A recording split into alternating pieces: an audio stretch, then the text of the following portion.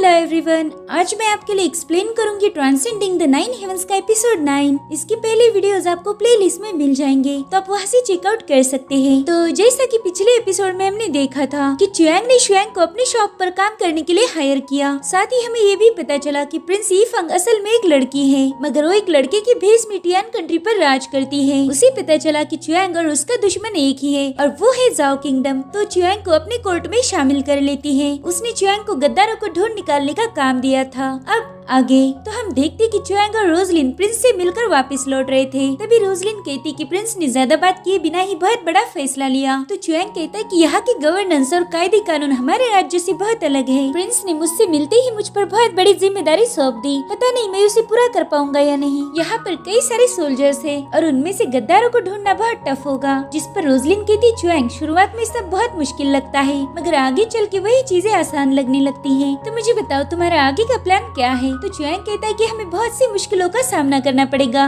मगर मैं आपसे मदद चाहता हूँ, क्या आप इस काम में मेरा साथ दोगी। जिस पर रोजलिन कहती कि तुम्हें इतना पोलाइटली पूछने की जरूरत नहीं, हम दोनों दोस्त हैं, मैं तो तुम्हारी मदद करने के लिए रेडी हूँ, मगर मुझे डर है कि कहीं मैं कोई गड़बड़ी ना कर दूँ, पता चले कि मेरी वजह से तुम्हारा सारा प्लान बिगड़ गया। तो च्युआंग कहता है आप इतना टेंशन नहीं लो, कल बस आपको एक ही काम करना है। जिसके बाद वो रोजलिन के कान में कुछ बताता है। ये सब सुनकर रोजलिन काफी हैरान थी। अब अगले सीन में हम देखते कि च्युआंग प्रिंस ने दी हुई बुक को पढ़ रहा था। उसमें लिखा था कि गोल्डन हॉर्स नाइफ हॉल में लगभग 10,000 लोग हैं और बुटियान पवेलियन में 100 से भी कम लोग मौजूद हैं। च्युआंग का मानना था कि दुश्मनों को ये बात पता चल गई होगी कि टियान के पैलेस में बहुत कम लोग काम करते हैं, लेकिन ये बात तभी उन्हें पता चल सकती है जब महल में कोई गद्दार घूम रहा हो। और तभी वहाँ पर शुआंग आ जाता है। वो कहते हैं च्युआंग शायद तुम रात से सोए नहीं हो। तो च्युआंग कहते हैं हाँ वो मैं थोड़ा बिजी था। शुआंग मुझे तुम्हें कुछ जरूरी बात बतानी है, क्या मैं बता सकता हूँ। जिस पर शुआंग कहता है अरे हाँ तुम बेफिक्र होके बोल सकते हो। तो च्युआंग कहता है कि मुझे प्रिंस ने उनके कोर्ट मेंबर में शामिल कर दिया और ये हमारा स्टोर टियानबिंग पवेलियन भी हमें नई जगह शिफ्ट करना होगा। हम अपनी शॉप को लूशी लेक पर मूव करेंगे, लेकिन ये आइडिया शुआंग को बिल्कुल भी अच्छा नहीं लगता। वो कहता है कि ये सब इतनी अचानक से कैसे हो गया और तुमने प्रिंस का ऑफर इतनी जल्दी एक्सेप्ट क्यों किया। तुमने इन राजाओं के चक्रों से दूर ही रहना चाहिए, वो हम आम इंसानों को फंसा देते हैं। जिस पर च्युआंग कहता है मेरे भाई तुम मेरी बात को समझो, देखो मैंने ये सब पैसे या फिर फेम की लालच में आकर नहीं किया। तुम्हें भी पता है कि हम दोनों के एम्बिशंस बहुत बड़े हैं। मैंने इस स्टोर सिर्फ मैजिक वेपन्स बेचने के लिए ओपन नहीं किया था,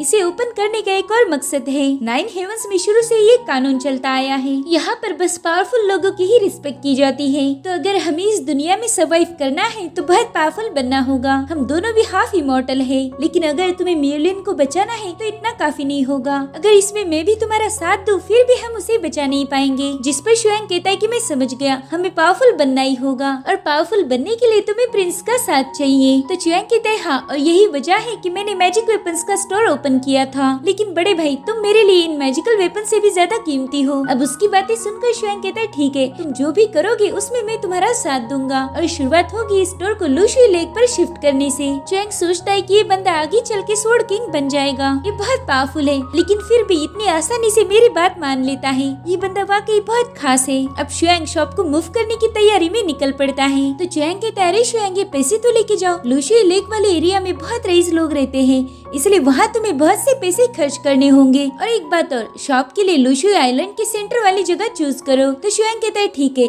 अब तुम बेफिक्र रहो, मैं सब संभाल लूंगा। अब अगले दिन हमें बुटियान पवेलियन का सीन दिखाया जाता है। वहाँ पर हम आर्मी के चीफ जियांग और deputy pavilion master Shane Yutong को देखते हैं। वो कह रहे थे कि पता नहीं हमें इतनी जल्दी यहाँ पर क्यों बुलाया गया है। वहाँ पर कुछ सिपाही भी थे, वो आपस में ही बातें कर रहे थे कि यार मेरी तो रात की ही उतरी नहीं और यहाँ इतनी जल्दी हमें बुलाया गया। तभी जियांग कहते कि प्रिंस ने एक नए अथॉरिटी को यहाँ भेजा है, लेकिन पता नहीं वो कब आएगा, मेरी तो कमर में दर्द हो रहा है। जिस पर शेन यूटोंग कहता है कि मैंने सुना है प्रिंस उस पर बहुत भरोसा करते हैं और उसको बुटियान पवेलियन के मास्टर से भी ज्यादा वैल्यू दी जाएगी, लेकिन मैं प्रिंस के अलावा किसी और के ऑर्डर्स नहीं मानूंगा, चाहे ये नया बंदा कैसा भी हो, मैं उसकी दादागिरी नहीं चलने दूंगा। उसकी बातें सुनकर जियांग कहता है अरे तुम बहुत ज्यादा सोच रहे हो, देखो तुम और मैं कई सालों से इस बुटियान पवेलियन को संभाल रहे हैं, हम तो उस बंदे से आराम से डील कर लेंगे। और तभी हम बुटियान पवेलियन के बाहर एक बंदे को देखते हैं। उसे देखकर मेन गेट वाले गार्ड्स की तो नींद ही उड़ जाती है। उनमें से एक बंदा भागते हुए जियांग के पास पहुंच जाता है और उसे बताता है कि कोई अनजान शख्स यहाँ पर पहुंच गया है। वो अनजान शख्स कोई और नहीं बल्कि चुयांग था और उसके साथ रोजलिन भी थी। लेकिन चुयांग ने डरावना सा मास्क पहना हुआ था ताकि उसे पवेलियन में कोई पहचान न पाए। अब जियांग उससे पूछता है कि क्या आप ही नए ऑफिसर हो? तो चुयांग उसे प्रिंस ने दिया हुआ बैज दिखा देता है। उसे देखते ही ये लोग उसे ग्रीट करने लगते हैं। वो लोग चुयांग को अपना नाम और पोजीशन बता रहे थे। तभी चुयांग उन्हें बताता है कि प्रिंस ने मुझे यहाँ की रिस्पॉन्सिबिलिटी दी है। वो लोग तो उसके मास्क को ही ताड़ रहे थे, इसलिए चुयांग बताता है कि दरअसल मुझे फेशियल डिजीज है तो मेरा चेहरा मैं आपको नहीं दिखा सकता, इसी वजह से मैंने ये मास्क पहना है। मुझे उम्मीद है कि आपको मेरे मास्क से कोई परेशानी नहीं होगी। तो वो लोग कहते हैं कि नहीं नहीं, हमें क्यों दिक्कत होने लगी, वैसे आपके साथ ये लड़की कौन है? तो चुयांग कहता है कि ये मेरे साथ ही यहाँ पर जो भी ड्यूटीज होगी इसमें मेरी मदद करेगी। हम दोनों भी प्रिंस के वफादार है। तो चेन यूटोंग कहता है अच्छा चलो, आप लोग बहुत लंबा सफर तय करके यहाँ आए हो, मैं आपके लिए चाय पानी का बंदोबस्त करता हूँ, आपको काफी रिफ्रेश फील होगा। जिस पर चुयांग कहता है कि चाय से तो बस बोरियत खत्म होती है, एक काम करो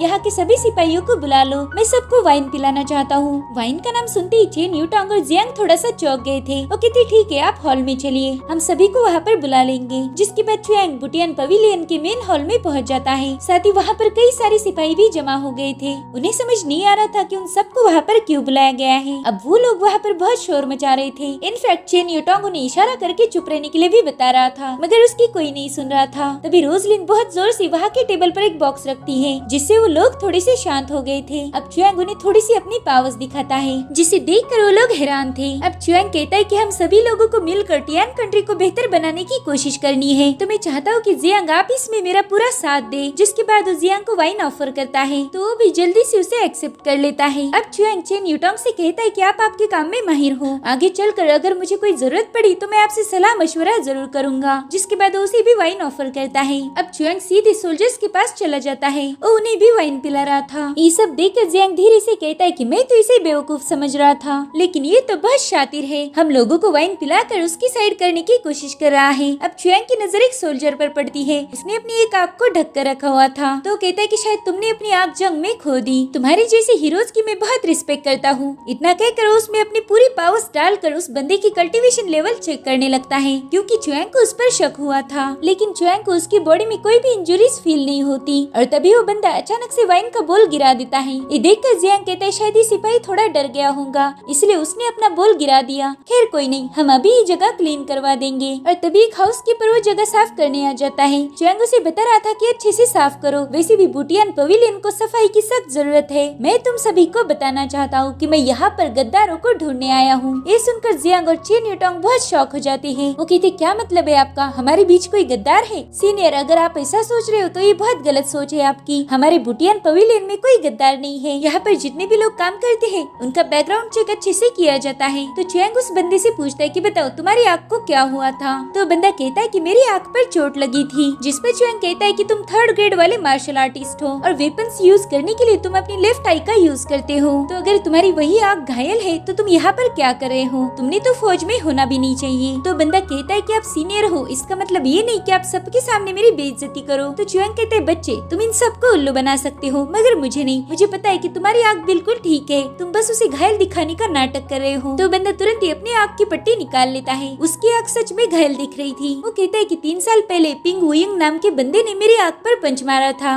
और उसी वक्त मैंने मेरी आँख खो दी। ये बात सभी को पता है। जिस पर चुयांग कहता है कि तुम वेपन चलाने में माहिर हो, साथ ही मैंने तुम्हारी कल्टीवेशन मेरिडियन भी चेक की, वो तो बिल्कुल डैमेज नहीं है। तुम तो बोल रहे थे कि तुम पर अटैक हुआ था, लेकिन जब मैंने तुम्हारी बॉडी चेक की तब तो मुझे ऐसा कुछ फील ही नहीं हुआ। यहाँ तुम्हें सब लियो जुगोंग नाम से जानते हैं, मगर तुम्हारा रियल नेम है लियो शाओचिंग और तुमने खुद ही अपने आँख को ऐसा बना दिया। वेल, तुम जाओ किंगडम के अंडरकवर एजेंट हो और तुम अपने आँख को ऐसा बांध कर रखते हो ताकि कोई तुम पर शक न करे। लोगों ने तुम्हें फिजिकली चैलेंज समझकर तुम पे ट्रस्ट किया, लेकिन मैंने तुम्हें देखते ही पहचान लिया था। और अब वो बंदा अपना असली रंग दिखाने लगता है। वो कहता है कि तुम बहुत शातिर हो, पिछले 3 सालों से मैं इन लोगों की आंखों में धूल झोंकता आया हूँ, मगर तुमने एक ही झलक में मुझे पहचान लिया। वो गद्दार है ये साबित होने के बाद जियांग तुरंत ही अपनी स्वॉर्ड निकाल लेते हैं। वो कह रहे थे कि तुमने हम सबको धोखा दिया है, पता नहीं तुमने हमारी टियान कंट्री के कितने सारे सीक्रेट दुश्मनों को बता दिए होंगे। जियांग उस पर बहुत भड़क गए थे, मगर वो कमजोर थे, इसलिए चेंग यूटोंग उन्हें संभालने लगता है। अब वो गद्दार कहता है कि भले ही तुम लोगों को मेरी असलियत पता चल चुकी है, मगर ये मत सोचना कि मैं तुम्हें कोई इन्फॉर्मेशन दूंगा। जिसके बाद वो अचानक से नीचे गिर जाता है। दरअसल उसने पॉइजन खाकर अपनी जान दे दी थी। जियांग कहता है कि जल्दी से पता करो कि ये कौन था और मुझे इसके सारे कनेक्शंस के बारे में जानकारी चाहिए। जाओ जाकर पूरे 9 हेवंस छान मारो। तो चियांग कहता है इसकी कोई जरूरत नहीं, मुझे पता है ये बंदा किसके लिए काम करता था। दक्षिण रीजन के अनहुई इलाके में मौजूद सन फैमिली से सिक्योरिटी दे रही थी और सन फैमिली जाओ से मिली हुई है। अब जियांग कहते हैं कि ये हमारी गलती है कि हम इतने दिनों तक धोखे में रहे। अभी चियांग सबको बताता है कि यहाँ पर जाओ किंगडम के कई सारे जासूस हैं, उनमें से एक तो कम हो गया और बाकी जासूसों का भी पता धीरे धीरे लग जाएगा। तो जियांग और चेन यूटोंग कह रहे थे कि आइंदा से हम केयरफुल रहेंगे। जिस पर चियांग कहता है कि सभी ने केयरफुल रहना है। मुझे प्रिंस ने यहाँ की अथॉरिटी इसलिए बनाया है ताकि मैं इस पूरी जगह को रिवाइव कर पाऊँ। आज के बाद मुझे किसी से भी कोई गलती की उम्मीद नहीं है। अगर कोई अपनी ड्यूटी करने में फेल हो गया तो उसका अंजाम बुरा होगा। थोड़ी देर बाद जियांग और चेन यूटोंग बाहर आ जाते हैं। जियांग कह रहा था कि अब हमारे अच्छे दिन खत्म हो गए। तो चेन यूटोंग कहता है कि वो बंदा चियांग बहुत शातिर है, उसने सभी के साथ अच्छी सी बात करते हुए गद्दार को ढूंढ निकाला। लेकिन सन फैमिली चुप नहीं बैठेंगी। जिस पर जियांग कहता है कि और वो लड़की पता नहीं वो कौन है, वो तो कुछ बोल भी नहीं रही थी, लेकिन फिर भी ये बंदा उसे अपने साथ लेकर घूम रहा है। अगर इस बंदे ने प्रिंस को बताया कि वो गद्दार 3 सालों तक मेरी अंडर काम कर रहा था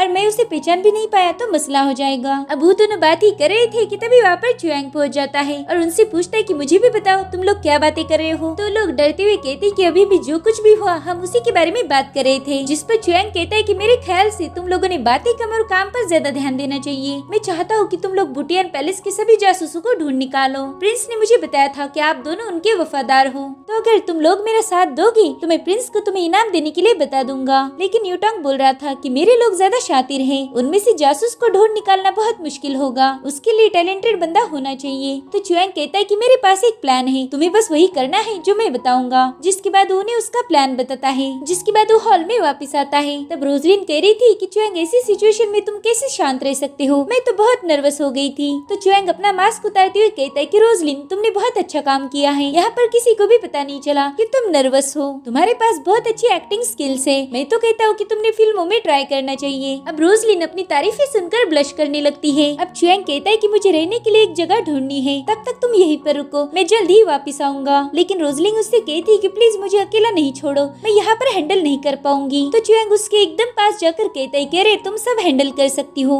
बस तुम्हारी हाइट थोड़ी कम है। जिसके बाद उसे अपना मास्क देते हुए कहता है कि मैं जब तक वापस नहीं आता तब तक तुम्हें ये मास्क पहनना है। अब थोड़ी देर बाद हम एक हुडी पहने हुए बंदे को देखते हैं। वो कह रहा था कि हम ऐसे ही हाथ पर हाथ धरे बैठे नहीं रह सकते, हमें कुछ तो करना ही होगा। लेकिन उसका साथी कुछ भी जवाब नहीं देता। अब वो बंदा कहता है कि उसने बस मार्शल आर्ट के नॉलेज का यूज कर जासूस को ढूंढ निकाला। तो सर प्लीज मुझे बताएं अब आगे क्या करना है। और तभी हम उस बंदे के वाइन के बोल में उसका रिफ्लेक्शन देखते हैं। उसने सेम चियांग जैसे ही मास्क पहना हुआ था, लेकिन चियांग तो तब टाउन में था। वो लोगों के दरमियान चल रही प्रैक्टिस मैच देख रहा था। वो सोचता है कि ये जगह तो मार्शल आर्ट की प्रैक्टिस करने के लिए एकदम परफेक्ट है। और तभी वो देखता है कि एक वॉरियर अपने ओपोनेंट की तगड़ी धुलाई कर उसे रिंग से बाहर फेंक देता है। वो कह रहा था कि अगर कोई भी मेरा मुकाबला करना चाहता है तो आ जाओ, मैं तुम्हें जान से नहीं मारूंगा, बस तुम्हारी 2-4 हड्डियां टूट जाएगी। तभी एक बंदा बता रहा था कि हमारे वॉरियर जिंग ने आज लगातार 8 लोगों से फाइट की है और वो सभी उसके सामने हार गए। अगर तुम लोगों में से किसी में दम है तो आ जाओ। तो चियांग तुरंत ही छतों से जंप लगाते हुए अरीना में पहुंच जाता है। लोग देख रहे थे कि कोई मास्क पहना हुआ बंदा रिंग में पहुंच गया है। तो फाइटर उससे कहता है कि बच्चे अपना मास्क तो उतार दे, ताकि जब मैं तुझे हराऊंगा तब लोगों को तुम्हारी शक्ल दिखनी चाहिए। लेकिन चियांग मास्क उतारने के लिए रेडी नहीं था। जिसके बाद उन दोनों की फाइट शुरू हो जाती है। वो बंदा चियांग पर पंच अटैक करने जाता है, मगर चियांग तो साइड में हट चुका था। वो समझ जाता है कि इस बंदे में जानवरों जैसी पावर्स है। तो अब चियांग भी उसके सीने पर लात मारता है, मगर वो बंदा नीचे गिरने का नाम नहीं ले रहा था।